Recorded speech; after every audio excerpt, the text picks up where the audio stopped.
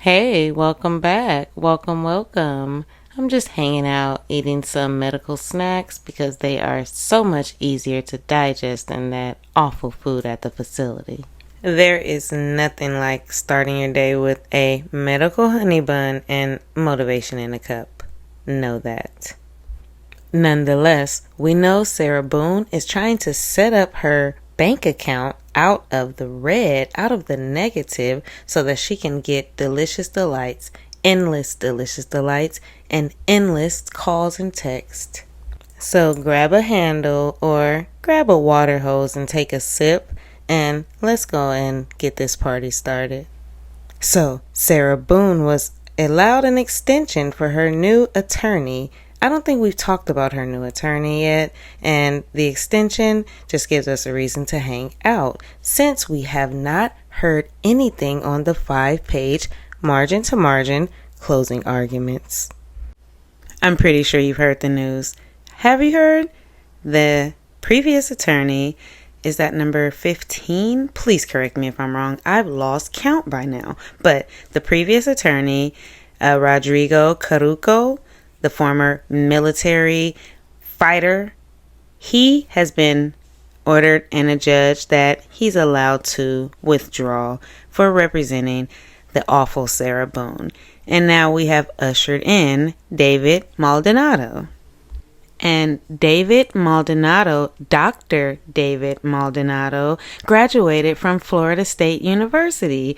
Shout out to the Markells for their recent victory, and rest in peace to Dan Markel. Shout out to the Adelsons as well, getting acclimated to their new status, inmate Adelsons. But Dr. Maldonado has successfully handled numerous civil litigation cases from inception through trial, and has also handled appeals for various civil matters. Dr. Maldonado specializes in civil litigation, immigration and naturalization law, lemon law disputes, and hearing coverage from numerous firms throughout the state. In addition to practicing law, check this out, Dr. Maldonado is an avid musician. He plays French horn and was also a performing member of the Southeastern University Drumline Snare 2013 through 2021. Hey, the Tampa Bay Buccaneers Drumline Snare and Bass Drum 2018 through 2021. So this is like kind of recent. The Florida Bass Drum and Bugle Corps Snare 2007 through 2020, and former instructor for the All Saints Academy Drumline. So Dr. Maldonado was even inducted into the 2019 NFL All-Pro Drumline in recognition of his outstanding performance abilities and contributions to the Tampa Bay Buccaneers drumline and team brand. So Sarah's got herself a winner, and he likes to dance with the dogs apparently. I hope he's ready to eat medical honey buns. No malicious, just delicious delights. So I head over to Reddit. It's been 10 official business days since the due date for Sarah's closing, and as I scroll, I saw Rogue Vortex. Shout out to you. And Rogue posted about Chelsea, and there was a nice post with Chelsea just explaining where she is right now in her career and life, and it was good to see her just in a different light other than her hammering Sarah. I highly suggest this case, Killer Cases, The Suitcase Killer, I believe that's what it's called. It's a really good show. It catches you up on everything Sarah Boone, Tillwood, Chelsea, Scott, the neighbors, everyone. And it's a lot of behind the scene footage. We covered the episode on, I want to say maybe about a month ago, but it's really worth a rewatch. Now, I can't play the video because there is music in the background, but Chelsea explains how her dad was a cop and she grew up watching him put on the uniform every day, and it was inevitable. She knew she was going to be a crime fighter and put people behind bars that deserved it. She went on to detail how when she was a patrol officer, she always asked more questions. She was inquisitive because she knew she wanted to be a detective one day. And during Sarah's interrogation, she took the lead, but Scott was the more senior officer.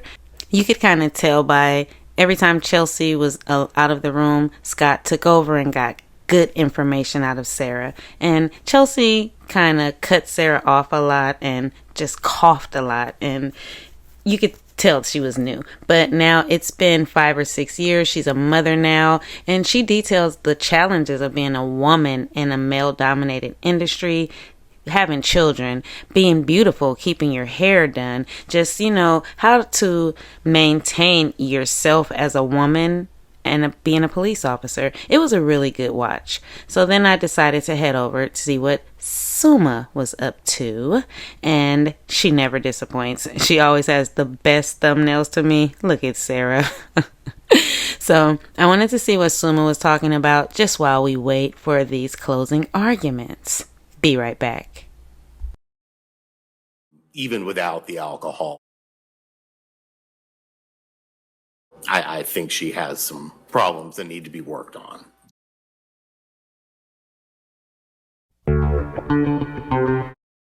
Hello? Hello?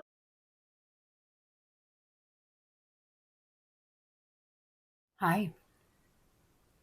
By now we know that we are never shocked, but always surprised by Sarah Boone somehow. This family court trial was no exception. For anyone who needs a quick recap on what brought us here, Sarah Boone was arrested and charged with second-degree you-know-what in February of 2020. She had been divorced since 2018 from her ex-husband, Brian Boone, who she refers to as her former husband because she is very sophisticated and demure, despite the fact that she spent her last years of freedom stumbling around completely blotto and trying to elicit hugs from law enforcement officers after calling 911 under false pretenses. Know that. I love her commentary. So then I decided to head over to SKR. I love his channel as well. I'm pretty sure you guys too. We had a great time on his live the other night. Sunday Fun Day. Pick him up from school. I was calling to try to find out if she was going to be actually picking him up that day. Because I've had job interviews. Why is it happening? Because George is dead. Well, I mean, remind or just find out if she was going to, or if she was just going to give him over to me as what happened. I finally answered, and that's... His ex-wife, when I say a monster, she's a monster. His ex-wife is bonkers about money. Well, it's not fair. It's not fair. Send me money, send me money, send me money. This is what happens. It's not fair. How can I send you money when I don't have a job? See, that is just not fair. It's wrong and it's unfair. Someone needs to call Brian. Sarah told me she was going to call 911 and go outside and have a cigarette and a drink and asked me to come out there with her, and I told her that. Heard my phone ringing, and I knew it was Brian because he called over and over and over and over again, which is what he does. You'll be able to use a phone. How long will that take? Because I need to talk to Brian. Welcome back. Today is the day. Well, actually, August 25th was the day, but for our channel, today is the day. We are finally diving into the final family court trial hearing. I also went down and bailed him I know. the next day. I know. What's on your laptop? Again and again, this back and forth, because she, in her life, because all the other modes and relationships and people that she had in her life allowed this pattern to continue, where she gets to determine how everyone around her interacts with her. And now that she can no longer make those sole decisions, she's losing it. But since she decided to be such a stickler about the rules once she was finally incarcerated and had to sit her ass down and then wanted to actually be involved in her child's life fully and completely, She kept trying to say that he was breaking the rules because he was taking her son places when they were going on trips to Alaska and whatever. You need to tell me 48 hours before you do something or before you change the schedule. Because I believe that's what was in the original parenting plan of any changes to the schedule need to be communicated within 48 hours unless there's like a super huge emergency. I am a part of your budget and should... Miss Boone, do you think that you're still entitled to alimony? Yes, Your Honor, because it was ordered. So yes, I think I am still entitled to my alimony. We know that Sarah is still fighting. She wants her cell to look like this. And I'm pretty sure that's what it looked like when she was getting $600 from Brian, hundreds of dollars from Lana, money from her fans all around the world. Don't forget to put where you're watching from in the comments so that we can add stars to our maps. We have to have more stars than Sarah. And it is 5 o'clock in California, 5 p.m. What time is it where you're watching from? Sarah was living like a fat rat in prison. No wonder they were gifting her cheese. She was telling on everybody and living well beyond her means. No malicious content. Let's go over Sarah's final letter to Judge Koenig. We went over the very first letter she sent to Judge Koenig, where she was jovial and very excited for her highly anticipated, overly due case to begin. Now, let's read her final letter to Judge Koenig. Mr. Michael Koenig, I am enclosing, please, my complete statement to you and the world as I partially read at my sentencing hearing. By my reserving particular parts of my very true and meaningful statement, I was hoping to have been graced with your forgiveness, understanding, and consideration in any level or degree.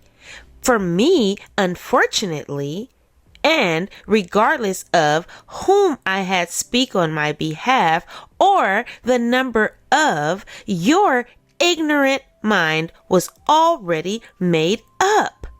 By your clear error and full-blown unfair bias against me, since your involvement in my crucible case as a whole, I have been unsuccessful in receiving anything from you as a supposed fair and neutral judge, except for your wish that I spend the rest of my life in prison. To me.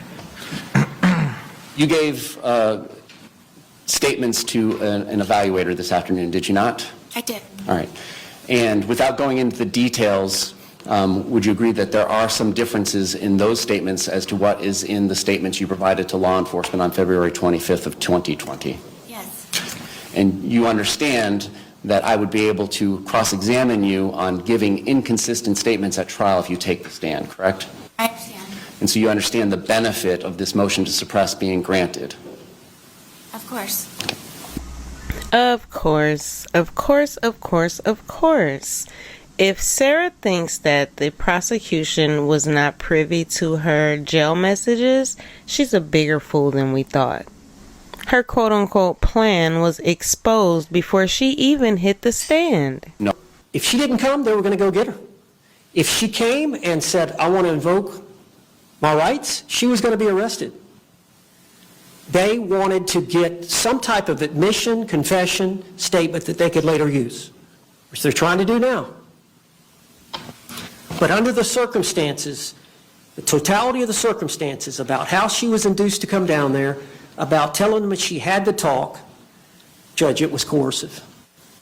We would ask that you suppress the evidence. Of course you would, James. Response. Judge, the United States Supreme Court has said that confessions are good. They are good for society. It is good when guilty people are convicted.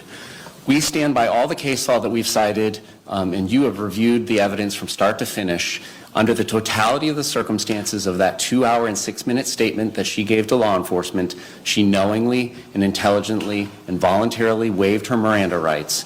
And under the case law, it was done perfectly fine.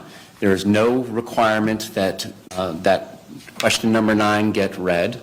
And as far as any credibility issues that are pertinent to the court's analysis, which the state would submit there is not, because we are conceding there was custody on February 25th. They are allowed to use subterfuge and deception to get somebody to come to the police station under the case law and authority cited.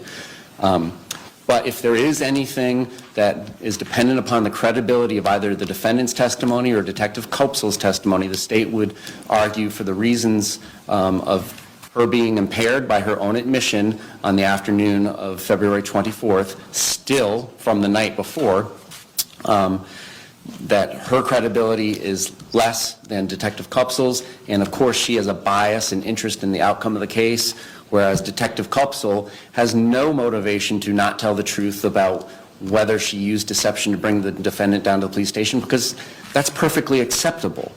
So we're asking you, for the reasons that we stated in our multiple responses to their multiple amended motions, to deny their motion to suppress. Thank you. Any further argument, Mr. Owens? No, Judge. All right. Tomorrow is a court holiday. The court has had the opportunity to review all the case law. Court's going to prepare a written order, and you'll have it before the close of business tomorrow. Is claiming that the motion to get that 2-hour-long interrogation video suppressed has been denied. Now, Reject. Now that that's been rejected, we're going to go to the interrogation room just to see how her behavior was. Did she seem scared, intimidated, inebriated? What was her demeanor? But first, let's go back to the courtroom so Sarah can guide us to the interrogation room on her last day of freedom. Was there any discussion about you being interrogated at the Sheriff's Department? No. Was your understanding the sole purpose of you going to the Sheriff's Department the next day was to pick up your phone? Yes. And the sole reason for the change in plans from them bringing the phone to you was because Detective Kopsel was pregnant and not feeling well? Correct. I thought I was supposed to be picking my phone up over at a particular window, and he says, no, your phone is upstairs, so we would just like for you to come upstairs, and that's where you can pick up your phone. All right. And so did he escort you upstairs? He did. I'm going to have you sit in the green chair that doesn't move. Appreciate you coming in. Yes, ma'am. I want to ask you about these whenever we have a moment. Sure. So obviously, he received his autopsy. So I'm going to read you your rights again because we have to talk about that. And since I'm talking about the incident, we just have to do it, just like we did yesterday.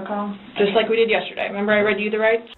Sarah doesn't look frightened. She doesn't look intimidated. She doesn't look scared one scintilla. Do you think that she would have come with a list of questions if she didn't plan on talking to the detectives? That's one question I have for you. Also, the word protocol. She's the one that brought that up. And she was adamant in trial that Detective Kopsel brought it up. She is the one, and actually Chelsea ignored it when she said protocol. She completely changed the subject. Right. Yeah, so it's the exact same thing, but since I'm asking you follow-up questions, I need to read them to you, okay? Sure. All right, so you have the right to remain silent. Anything you say may be used against you in court. You have the right to talk to a lawyer before and during questioning without charge. If you cannot afford a lawyer and want one can be provided for you before questioning without charge. Has anyone threatened you or promised you anything to get you to talk to me? No. And do you understand what I just read you? Yes. Perfect. Okay. So this morning we went to his autopsy, and we were informed of some injuries that he has by the doctor. So so he's got scratch marks to his back. I know what that's from. Okay. And it's called a contusion. Do you know what a contusion is? So like basically you're getting hit and then you get a mark from it. You'll get bruising. Like someone hit you or something like that. It's called a contusion. So he had some injuries to his left shoulder. he had a cut near his lip. It's so funny. In my mind, Detective Scott is texting the CSI agent hurry up now and come now. And sidebar, did you guys notice that Sarah was cleaning under her nails right before the technician went to swab her and do her buccal swabs?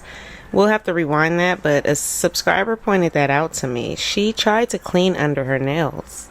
And she's shaking her head no here, but I believe she totally knows exactly what they are talking about. And we'll get into that a little later because she names exactly what they are looking for on her question list. The bat, the bloody necktie, and we'll never know what all of those things mean. The only reason we know about the bat is because of the brutal beating that George took.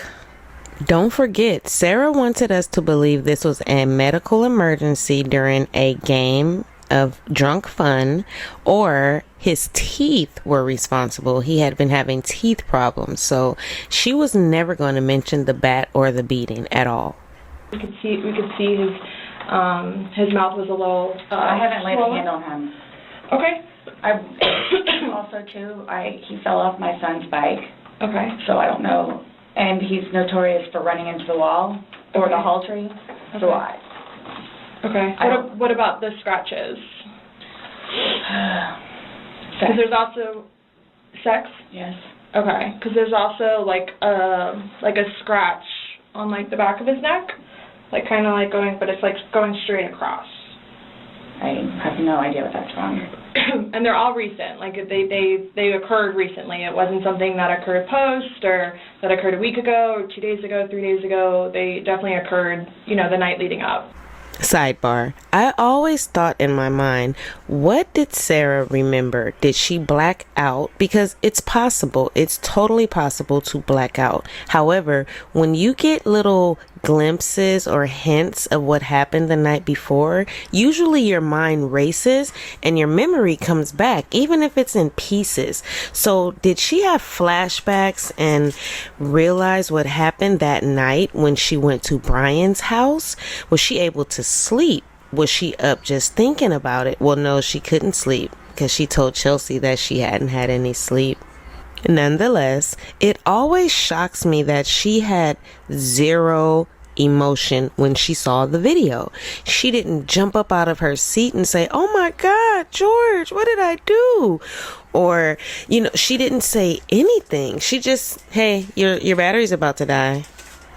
Another reason I am so happy that the motion for suppression was rejected in the interrogation. I'm so happy that it was let in. Imagine the jury would have never even come close to believing her behavior. As the young people say, you can't make this up. For everything you've done to me. Fuck you. And that's you, your voice. Chelsea's like, "That's you." That's my name. Don't wear it up. It's gut-wrenching when she says that. Yeah, that's when you do when you choke me. Call me dramatic, but I would have been on the floor by now. I don't want to watch it, please. Okay. Last time we talked to you, you had said that you put him in the suitcase, he had two fingers hanging out. And I flipped him over. I flipped him over, and that's where it was. There's two different videos and a still picture where, it shows you flipping him in different positions and him saying that he can't breathe and you saying fuck you. So this is upside down. This next part is critical.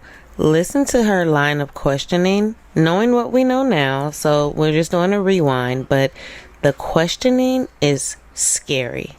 To do it, just so you know. So don't think that it's. I don't have a problem. Okay. Just make sure.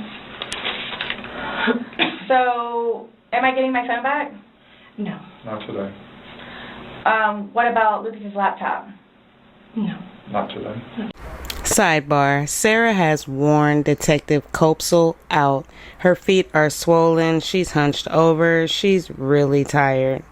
And she looks like she's over the games. But we know that Sarah thinks that her documentation is going to save her in that phone. So she wants that phone. And watch how Sarah weirdly keeps dismissing the detectives as she asks them questions. But I think she's realizing that she's in trouble. She even mentions it backfiring on her. What does that mean? We're still going through everything. Oh, that's fine. You're the one just telling us there's videos that we need to see on it, so we need to do our due diligence that we go through everything. See, and that backfires on me now, too, because now you all think that I had even more, in quotes, intent to do what I did to him, which was not intentional. What's that? In that. Is that correct? She's asking about your tag in your hand. No, but I'm asking if that's correct. No, I'm not going to agree to anything that you're saying. I'm not, that you're... No. So, his probation officer. Do you all inform her, or do I need to call her? We don't have to inform her, so if you would like to call her, you can. Are you saying because he's still on probation? No, but because of the nice lady that she is and all that she's done for him, I didn't know how it was. Legally, we just have to tell his parents, and we don't go telling. Everybody else? I didn't even know who his probation officer was, so no, I wouldn't go tell. So the same thing for classes. I need to do that too. Classes? You need to do what? Substance abuse class and his battered intervention.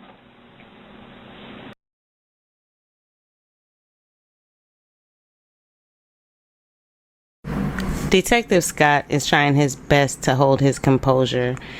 Granted, these questions were made before she knew about the video, but knowing what you did to this man, you want to be the bearer of bad news. You want to, even after finding out that you're on video saying these horrible things, you still want to call people and let them know basically what you did. At this point in the interrogation, it's clear that foul play is involved. However, she still dismisses that and maybe in her mind believes that it's justified. Yeah, something else I was just getting ready to ask. So, other than this, so initially, what was the cause of death? She is still pending because she wants to hold the body for an additional day to see if more of those bruises turn into something bigger. And she's doing some other tests that she's got to do. So she's pending it for now. So, and that couldn't have been because of him being in the suitcase? Or y'all are saying that I physically did it? That's what she's determining. So the ones on the head, I asked her, could that have been from the suitcase, and she said she didn't think so. I didn't touch him, nor did he touch me. Okay.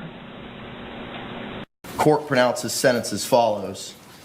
Ms. Boone, court sentences you to life in the Department of Corrections, with credit time served that Madam Clerk will provide to you momentarily. There are also court costs and costs of prosecution, which Madam Clerk will give you the totals of. What does it matter what we tell his parents? What do you mean? Because we're gonna talk with them. Yeah. Okay, I have to. But it's gonna come down to me. What? I'm afraid. So when he contacts you 3 days ago, why don't you call the police? Knowing that he's not supposed to be contacting you. Why are you doing that? I would love that. His whole family despises me. I'm afraid. That has nothing to do with it. Yes, it does. To them last night that their son was dead. There's not a whole lot of conversation that goes on after that. It's not a very easy thing Was to it do. yesterday or Sunday? Sunday. Today's Tuesday, right? Did we not meet you yesterday? We met you yesterday. Yeah. I'm just asking. Right? Did we not meet yesterday? It's a valid question. Really? Yes, on Monday. Okay. Got it. Perfect. So I don't know if I ask you guys or how I find this out other than talking to his parents, which is not going to happen. Yeah, probably a terrible idea. How do you guys suggest me finding out about funeral? That's not even something that's been probably talked about between the family. That's not something we ask. We have no way of... I didn't know, that's why I'm asking. So... It'll be up to them to make the arrangements of what they want to do. Like she just told you this quick, just being told last night, I'll pretty much be willing to wager that they have not even considered what they're going to do. His body can't even be released, No, so... I've been there with parents, grandparents, aunt and uncles. So, I don't know if I have the right to or not, but like I was going to call his former employees, whom he really cared for, and let them know. You can call whoever you want. I just don't want to do something that I'm not supposed to. How do I go about getting his wedding ring, engagement ring? It's at the medical examiner's office. It'll come to us eventually, and then It'll be released to the next of kin. Yeah, okay. I bought it for him. Okay. That is a civil issue. It was on his finger. It goes to them. They're the ones that are going to release it. We don't have any say in that. So I won't get that back. She's disgusting, and the jury needed to hear this. So for all of this, like, how do I find out what's what, how many, like, what's been found? What do you mean? Pillow with stain, swabs of stain from pillow, suitcase. That will all be sent off to FDLE, Florida Department of Law Enforcement. They do their testing. So, and then, like, whatever white can with blood and necktie with blood was from the suitcase. Correct. Why would you guys, you'll see it in there, the baseball bat, for Lucas, and the receipts. And this is just his phone, my phone, and then the laptop. Yeah, when anything can be released, we will release it, but we are very early in this investigation, and it's not an overnight process, unfortunately. So, what's next? They're going to come and swab your fingers. No, I'm talking about, like, in the long run. Court pronounces sentence as follows. Ms. Boone, court sentences you to life in the Department of Corrections with credit time served that Madam Clerk will provide to you momentarily. There are also court costs and costs of prosecution, which Madam Clerk will give you the totals of. I'm being accused of something that was not intentional. I'm being accused of it. Mm-hmm. And a handful of other things that I'm being accused of. Okay. So I don't want to be at home with Lucas and you guys show up. Okay. I understand that. So... we're still investigating. I don't know what you want me to tell you. Getting back to our messages, I wanted to touch on Sarah and the media again and the attention that she pretended that she didn't crave. Now, this is the very first letter that she ever wrote Judge Cranick, and I thought you guys would get a kick out of this. Honorable Judge Cranick, finally a new judge.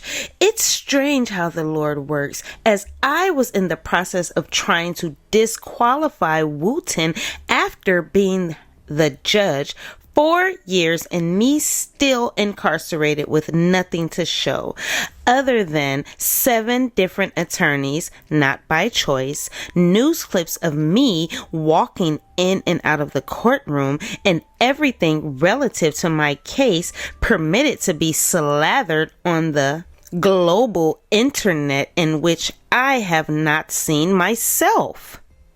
So Sarah's coming in hot already, and one of the first issues she brings up is the media, the global internet, and all of the attention she's receiving, but we know she really likes it. I felt he was the ticket holder to my overhyped, illicitly distributed, misconstrued, quote-unquote, criminal case. And great reason I am still here.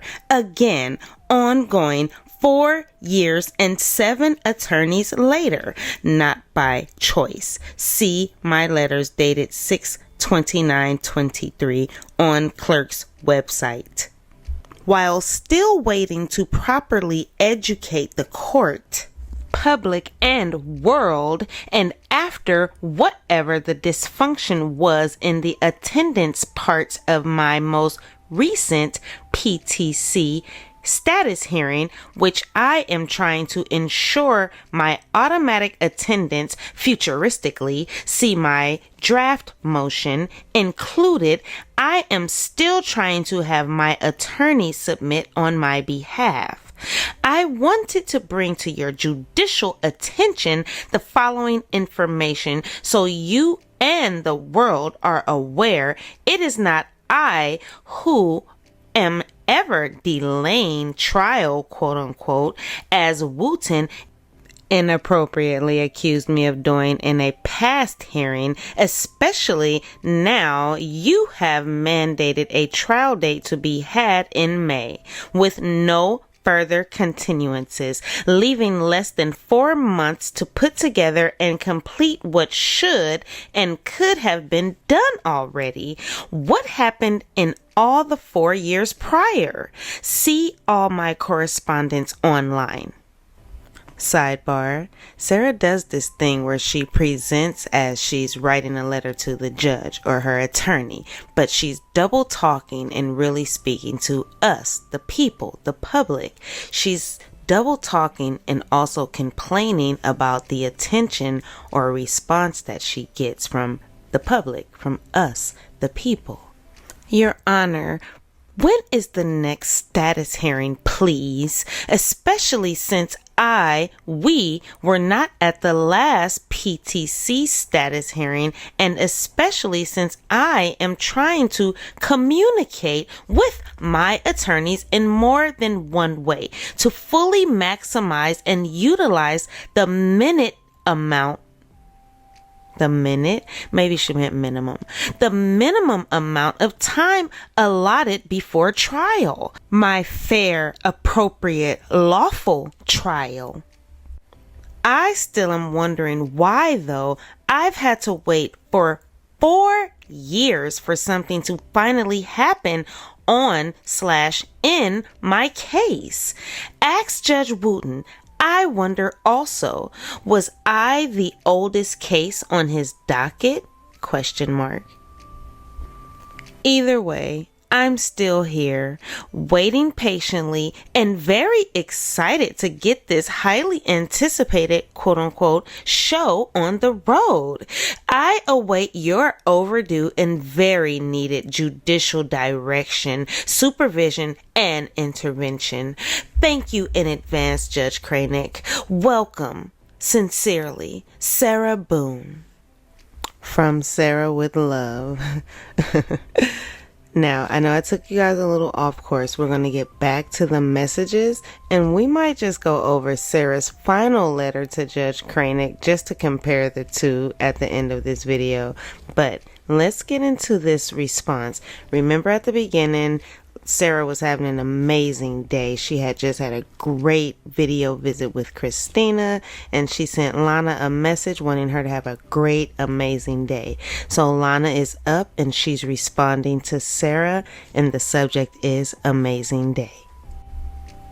Hey Sarah, I am so sorry I went quiet on you. I still have to address your message from Saturday. I was fully ready to wake up this morning and get to business for you and for my day. So Lana is up and she's responding to Sarah, and the subject is amazing day. Hey Sarah, I am so sorry I went quiet on you. I still have to address your message from Saturday. I was fully ready to wake up this morning and get to business for you and for my day today.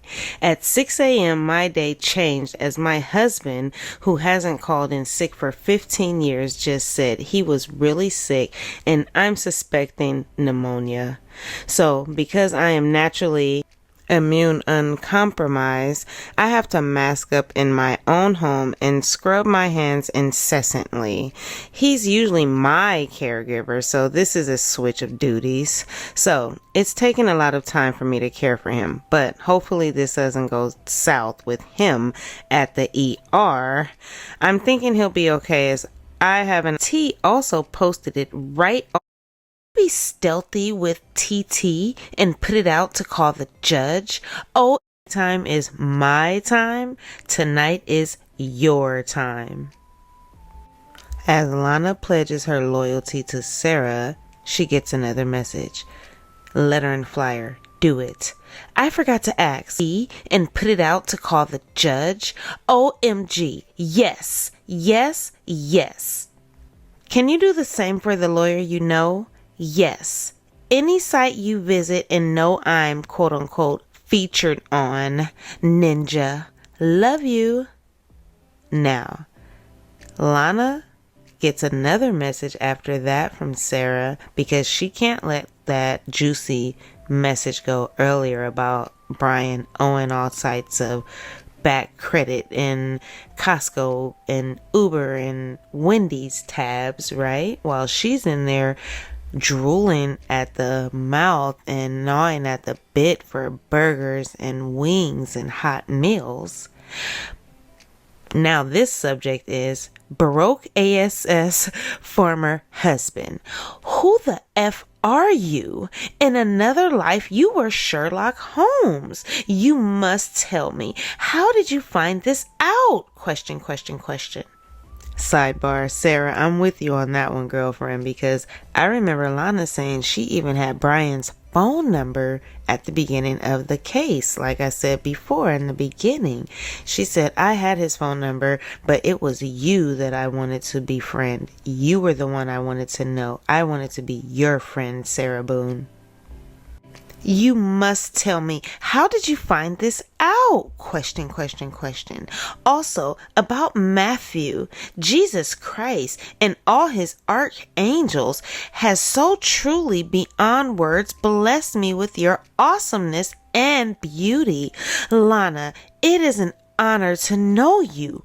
I've never met, nor will I ever know someone like you wholeheartedly, with every fiber of my being and with all my soul.